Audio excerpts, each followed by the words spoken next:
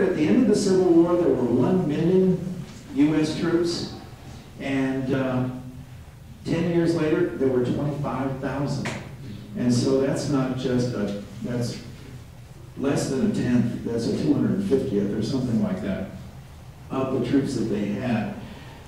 And we had a lot of, well, it's an economic, the pay wasn't that great, and so if you're going to join the military and go to Arizona, why would you want to do that? So we wound up with some pretty rough characters.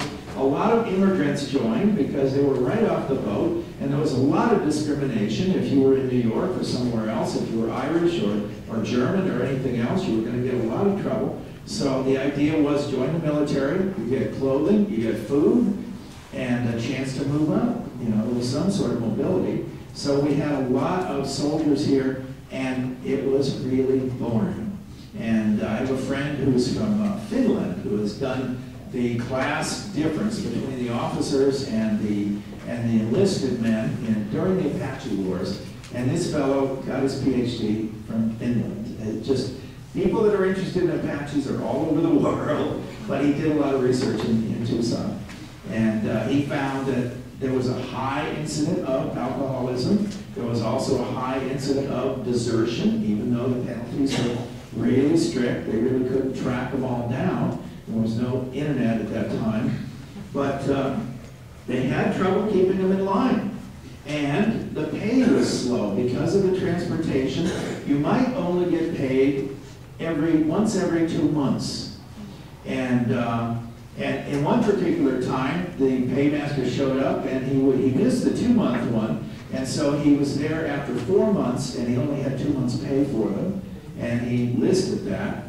But like anybody in that sort of a poverty level, and I know this from personal experience, when you get a big chunk of money, you spend it right away. It's kind of a feast or famine kind of thing, and you're out here in Tucson on the frontier, what are you going to spend it on? Well, gee, we're right in town, we're right on the edge of town, let's go to the saloons.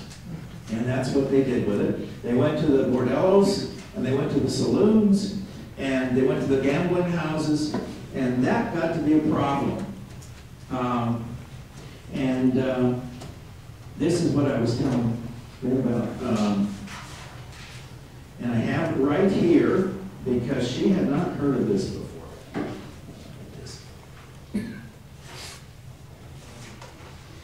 This is a newspaper article in the Weekly Arizonan for March 12, 1870, entitled A Military Outrage.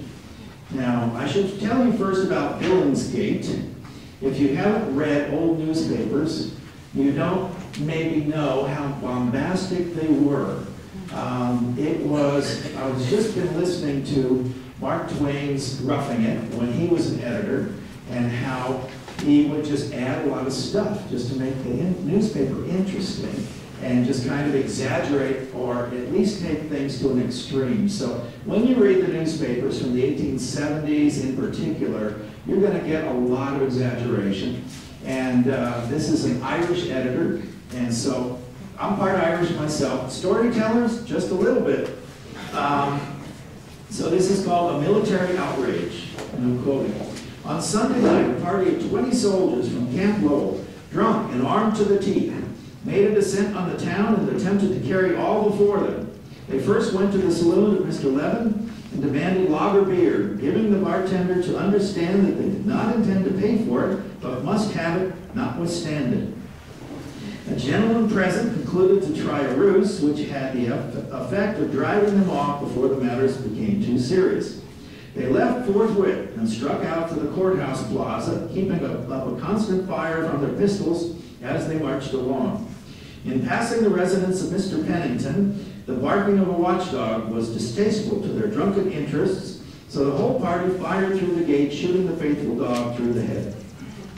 They proceeded thence to the upper part of town, committing fresh outrages at every corner.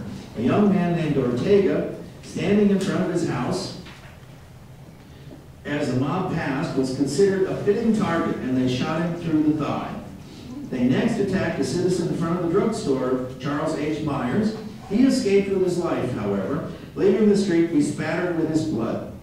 Since no effort has been made to deliver the perpetrators of these crimes to justice, we would suggest that the officers commanding these companies to which they belong devote a little less time to fandangos and billiards and turn their attention to the necessity of instituting discipline among the mob they claim the honor to control. It is enough that the people are constantly harassed by Indians without being subjected to the outrages of a depraved and drunken soldiery. So, this is one of the theories of why they moved Fort Lowell from downtown Tucson, 7 miles out here, to Camp Lowell, I'm sorry, from Tucson, from downtown, way out here on the creek. But this is done, this is written in March, and at the same time, we have, let's see where he is. Major Cogswell, who was commander at the time, recommended the move in 1870. So they were already thinking about it. His reason was room for expansion. They needed military, they need grounds. They need lots of grounds.